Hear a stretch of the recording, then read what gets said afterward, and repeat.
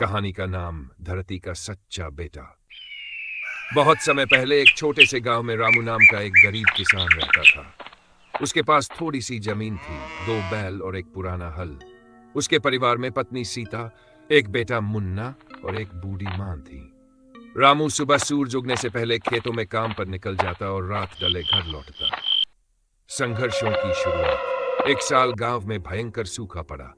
न बारिश हुई, न ही फसलें उग पाई। गांव के कई किसान कर्ज में डूब गए और शहर की ओर पलायन कर गए। मगर रामू ने हार नहीं मानी।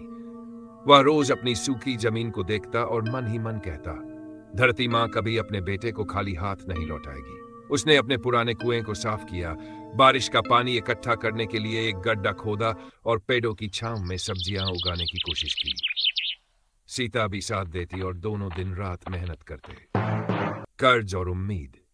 परिवार को खाने के लाले पड़ने लगे। रामू ने गांव के साहूकार से थोड़ा कर्ज लिया, लेकिन उस पैसे से उसने सिर्फ बीज और खाद खरीदी, खुद पर 1 रुपया भी खर्च नहीं किया।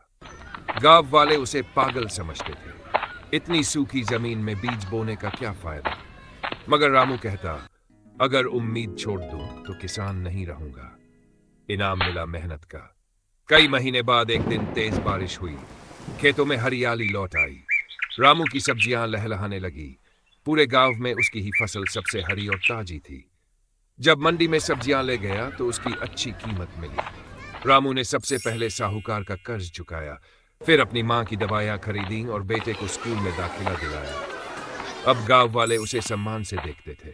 अंत में रामू अब भी वही सादा जीवन जीता है, लेकिन अब वह गांव के बच्चों को खेती के गुर सिखाता है। उसके खेत अब आदर्श खेत कहलाते हैं। लोग उसे धरती का सच्चा बेटा कहते हैं। सीख, मेहनत कभी व्यर्थ नहीं जाती।